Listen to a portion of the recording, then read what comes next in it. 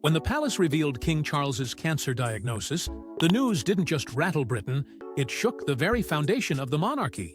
It was supposed to be routine, a standard medical checkup for what had been described as an enlarged prostate, hardly headline material. But in February 2024, Buckingham Palace delivered a statement that shattered that calm. King Charles III, a monarch who had waited nearly a lifetime to ascend the throne, had been diagnosed with cancer. The words were measured, carefully curated. No stage, no grand address, just a line tucked inside an official release. But behind that line was a tidal wave of uncertainty. Britain, still recovering from years of royal upheaval, Harry and Meghan's exit, the Queen's passing, scandal after scandal, now found itself facing a new kind of instability. Not political, not personal, existential. For the first time in decades, the royal figurehead was seen not as a symbol of permanence, but of fragility. The nation had watched Charles stand stoic through controversy and transition. But cancer, that was different. That wasn't something he could outwalk or outwave. What type of cancer? How severe? Was it caught early enough? The palace offered no answers. The ambiguity only fed speculation. Was the king preparing to step down? Were secret succession meetings already taking place? Inside Westminster, whispers turned to murmurs. In living rooms across the country, tension curled like smoke. The monarchy, a fortress of tradition, now faced an enemy it couldn't command or control. Yet, in the face of crisis, Charles didn't retreat. In a defiant show of strength, he returned to his royal duties just weeks after his diagnosis was made public. His appearances were brief, deliberate, almost theatrical. A handshake here, a smile there. Each movement felt calculated, as if he was saying, "I'm still here, still reigning." But behind the camera flashes and polished suits, the truth was raw. Time had become a luxury Charles could no longer afford to squander. Within the palace, the quiet machinery of protocol stirred to life. Contingency plans that had sat in drawers for years were quietly reactivated. Documents reviewed, roles discussed. No monarch wants to face the moment where their legacy must be secured before their time ends. But Charles, always conscious of the throne's fragile balance, knew the danger of hesitation. He had waited his entire life to wear the crown.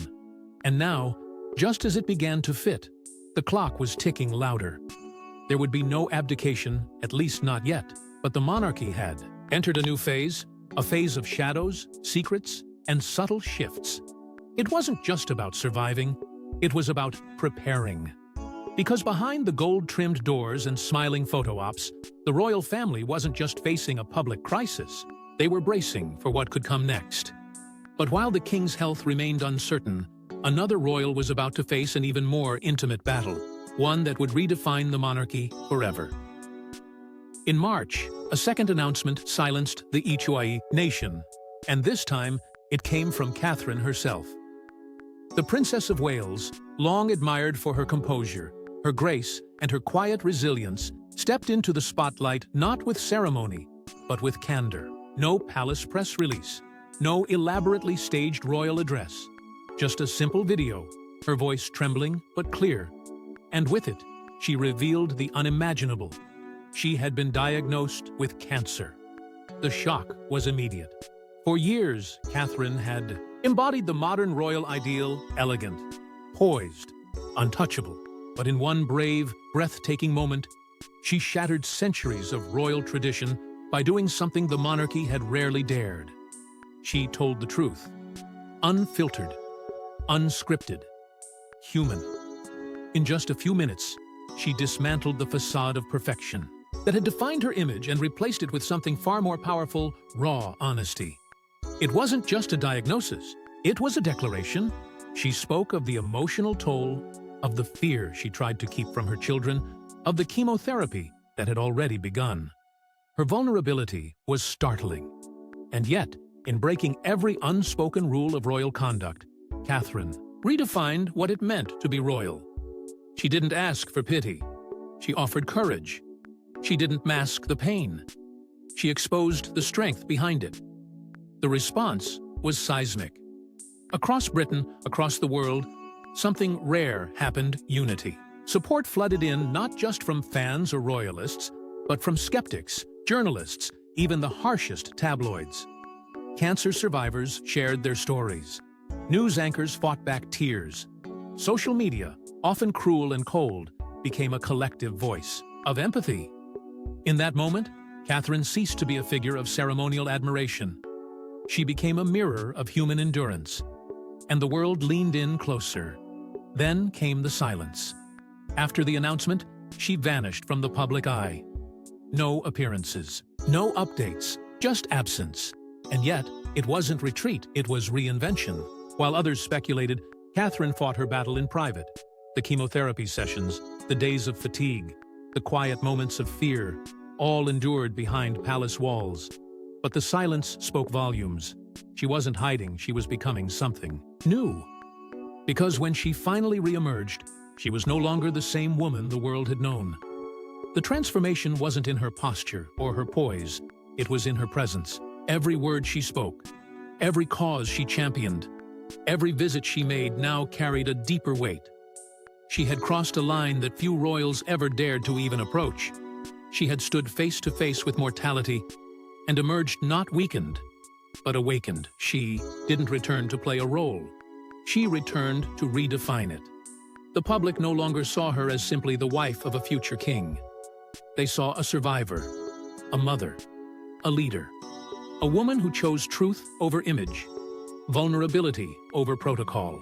And that choice didn't diminish her stature, it elevated it. But it wasn't just her health that had changed. Something far deeper was quietly blooming across the country.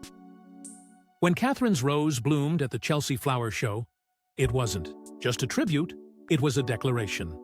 It emerged from the soil not merely as a floral masterpiece, but as a symbol delicate in appearance, yet unbreakable in meaning. Named Catherine's Rose, this coral pink floribunda was cultivated with precision, but chosen for something far more profound than beauty. It stood as a living monument to a journey marked by silence, strength, and survival. In a world obsessed with pageantry and perception, this flower told a different story, one rooted in pain, resilience, and quiet revolution. Created by Harkness roses, a name steeped in heritage, the bloom carried a subtle fragrance light, almost elusive, with whispers of Turkish delight. But behind the softness was a core message. Catherine had endured something that would have shattered most, and now she wasn't hiding it. She was owning it. Every petal echoed what she had overcome. This wasn't the image of a royal carefully guarded by protocol. It was the legacy of a woman who had walked through fire and come out carrying light. More than just symbolic, Catherine's Rose had purpose. Every purchase supported the Royal Marsden Cancer Charity, the very institution that had stood beside her in her darkest hours. It was a full-circle gesture, a quiet nod to the thousands walking similar paths, and a reminder that healing isn't only personal, it's communal. It was philanthropy woven into petals, compassion sewn into scent. Catherine wasn't asking for sympathy. She was planting strength. The public responded in waves. Garden centers couldn't keep up with demand. Photos of Catherine's Rose filled social media timelines, backyards, and hospital courtyards. It became more than a tribute. It became a collective act of hope. Survivors planted it to mark milestones. Families nurtured it in memory of those lost. Strangers found comfort in its story. It was a rose that didn't just bloom, it breathed. And in that breath was transformation. Not just of Catherine's image, but of her position. She had long been admired for her elegance, her composure, her role beside the heir. But now she was something else entirely, a cultural force, a figure of power. Not by demand, but by impact. She didn't rise by stepping forward. She rose because the world stepped closer. Her influence wasn't loud. It was rooted. It spread quietly, like vines through tradition, cracking the old stone walls of monarchy with the quiet force of modern purpose. Catherine's Rose wasn't just a flower. It was a statement that suffering could be shared, that strength could be soft, that royalty didn't always need to be distant.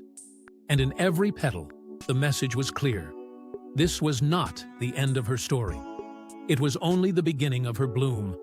But Catherine's influence wasn't confined to petals and perfumes. Her legacy was already being planted in the next generation. Before Catherine's rose, there were 3 others, each one tied to the future of the monarchy. Long before the world saw Catherine as a symbol of strength, she was quietly crafting a legacy in the most unexpected of ways through flowers. Not her own, but those chosen for her children. Each bloom, gifted to the public, carefully named and quietly unveiled, was more than a tribute. It was a whisper, a message embedded in petals that spoke volumes about what and who the royal future would become. It began with George. When the young prince arrived in 2013, Britain rejoiced with royal fanfare. But something more intimate took root. The Georgie boy daffodil, bright and upright, stood as a symbol of resilience. Not loud, not delicate, just strong. A flower native to British soil, it embodied the very spirit of continuity. It wasn't just a nod to his lineage, it was a forecast. A reminder that one day, he would carry the weight of the crown, and that burden would need something more enduring than ceremony. Then came Charlotte in 2015. Her flower was not bold, but graceful, a soft pink chrysanthemum, radiant yet reserved. It didn't shout, it didn't demand. It simply existed with poise, much like the girl herself. A reflection of quiet influence. She was born into a world already captivated by her mother's elegance. And in that bloom, the public saw not just royalty, but future leadership shaped through gentleness. Finally, in 2018, came Louis, and with him, something different. The clematis Prince Louis wasn't rigid or traditional. It was unpredictable, vibrant, and full of movement. A climbing flower, it bent rules and broke molds just like the cheeky, energetic prince it represented. This wasn't a symbol of duty. It was a celebration of childhood, of joy, of spontaneity, and somehow, that too was part of the crown's future. Something looser, freer, more human. None of these flowers were chosen at random. They were acts of curation, carefully woven into the royal narrative. And at the center of that quiet storytelling was Catherine. She didn't just raise these children, she shaped how the world would see them. Through subtle symbolism, she sent a message that the monarchy wasn't just surviving. It was evolving. With each petal and bloom, tradition was reborn, not broken, but reshaped. The public embraced it all, often without realizing the deeper thread being pulled. These weren't just tributes, they were signposts. Each flower became a reflection of a future monarch, yes, but also a mirror of the mother behind them. Catherine, always measured, never boastful, was emerging as the unseen architect of a new royal image. One that spoke in symbols instead of statements, in legacy instead of lineage. The monarchy was being molded not by decree, but by the gentlest of hands. And just as her children's stories bloomed, the world turned back to the woman who nurtured them, and the man who stood by her through it all. They were once the fairy tale couple, now they are the monarchy's emotional anchor. In April 2025, as spring awakened the Highlands of Scotland, William and Catherine returned to the place where it all began. No palace announcement, no photo calls, just the two of them, marking 14 years of marriage in quiet reflection, far from the eyes that had followed them for decades. There was no pageantry, no spectacle. It didn't need one, because the celebration wasn't for the world, it was for them. A testament not to titles or roles, but to survival, to love that had been tested and had not only endured, but deepened. What they had now was not the breathless romance of youth, but something far more profound. Catherine, just months out of chemotherapy, had emerged a different woman. And beside her stood William, not as a prince, not as a future king, but as her constant. Through hospital corridors, sleepless nights, and the storm of public speculation, he remained rooted. Not once had he faltered. His presence wasn't grand, but it was absolute. A steady force when everything else felt uncertain. And for the first time, the world truly saw it. Their partnership, once portrayed by tabloids as calculated or constrained, was revealed in its most human form. Small gestures, lingering glances, a hand lightly placed on her back. These weren't for show. They were the evidence of a bond forged not in luxury, but in crisis. And that crisis became a turning point, not just in their marriage, but in their standing within the monarchy. The media, long obsessed with tearing at royal seams, changed its tone. Stories of scandal and speculation gave way to admiration. Headlines praised William's quiet devotion. Editorials lauded Catherine's courage and grace. Public opinion shifted swiftly and powerfully. They weren't just admired anymore, they were believed in. Their unity wasn't symbolic, it was real. And in that authenticity, they became something the modern monarchy desperately needed: stability with heart. Their love story, once a fairy tale of university sweethearts, had transformed into something far more meaningful. It had become a blueprint, a model for modern royalty.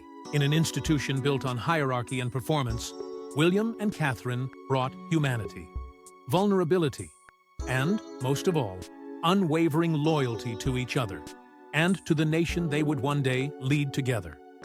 This wasn't the image of a prince saving a princess. It was two equals, weathering storms side by side. And in doing so, they redefined what leadership could look like. Not cold, not distant, but grounded in something real. In a monarchy so often criticized for being out of touch, their connection made people feel seen. It made them feel hope. And as public love for Catherine soared, so too did comparisons with the only woman who ever held a similar place in Britain's heart. Once, there was Diana. Now, there is Catherine. And the echoes are impossible to ignore. It began as a whisper, a subtle comparison in the press, a photo juxtaposed, a headline hinting at something deeper. But as Catherine stepped back into the public eye after her harrowing battle with cancer, those whispers became waves. Not because she sought it, not because she mirrored Diana's fashion or gestures or charm, but because, like Diana, she reached into the public's heart not with grandeur, but with truth. The resemblance wasn't just in their smiles or their poise, it was in something far rarer: compassion, clarity, the courage to speak softly, but powerfully in a world that often demands silence from royal women. Diana had changed the monarchy by breaking its rules. Catherine was changing it by rewriting them, quietly, elegantly, and with precision. She had been admired before for her beauty, her grace, her loyalty to William. But now, admiration was evolving into something deeper: respect. Catherine was no longer just a royal consort. She was a woman who had faced a terrifying diagnosis, endured treatment with dignity, and returned not to reclaim her status, but to use her platform with purpose. And that purpose burned through every speech, every cause, every moment. She championed early childhood development with the insight of a mother who had raised 3 under intense scrutiny. She stood for mental health with a voice unshaken, even when her own emotional strength had been tested. And when she spoke about cancer detection and the importance of resilience, it wasn't from a briefing, it was from her bones. Her speeches had changed. They weren't polished performances. They were lived experiences, shared not to impress, but to connect. And people felt that connection. They leaned in not because of her title, but because of her truth. The media followed suit. No longer content with labeling her the Duchess of Cambridge, headlines began calling her what the people already had in their hearts: the next queen, not someday soon. The shift was quiet but unmistakable. She was being treated not as someone waiting for power, but as someone already shaping it. She moved through engagements with a newfound command, her eyes sharper, her presence deeper. And yet, she remained untouched by ego. That was the magic. Like Diana, she did not need to demand attention. It followed her. Not out of obligation, but admiration. And unlike Diana, who often stood in defiance of the system, Catherine was working within it, reshaping it from the inside out. The questions changed. No longer was the world asking if she was up for the role. Now, they were asking when the crowns would catch up to the woman already wearing it in spirit. Every appearance, every word, every step. Catherine wasn't rising. She had already arrived. And then, behind the palace gates, something no one saw coming quietly unfolded. There was no press, no statement, just a private lunch and whispers that it changed the monarchy forever. It happened quietly, far from the cameras and the endless murmur of royal watchers. No motorcade, no formal agenda, just a discreet meeting between a king and the woman many had already begun calling the future of the crown. When Catherine accepted King Charles's invitation for lunch in early spring, the world didn't blink. But inside the palace, those who knew better held their breath.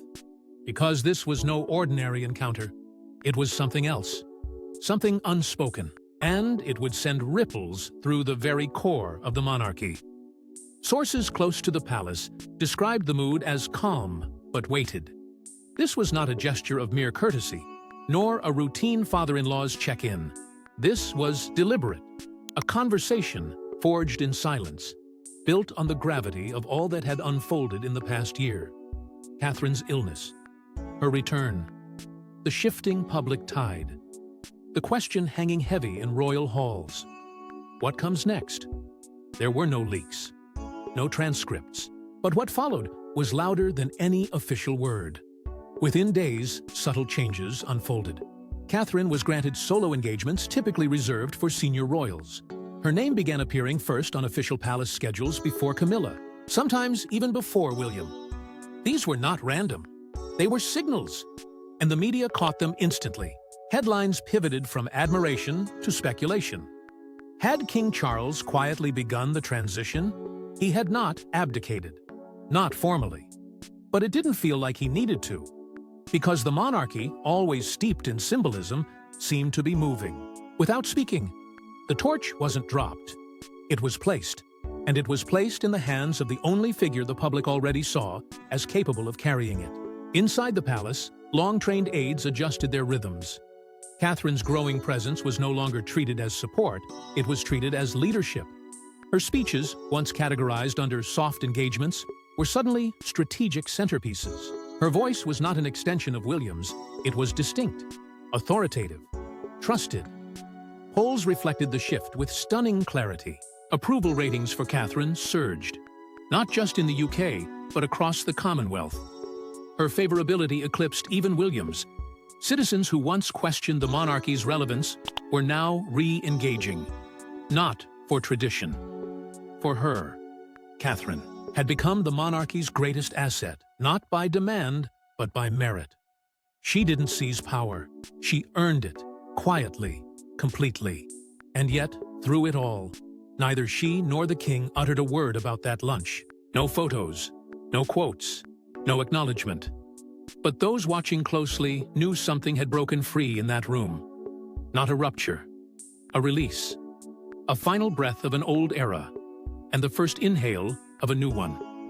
Now the stage was set, but would the crown follow public will or cling to tradition? She may not wear the crown yet, but everyone can see it now. Catherine isn't waiting. She's leading. As King Charles's health remained a shadow looming over the palace walls, the rhythm of royal life began to change, subtly at first, then unmistakably.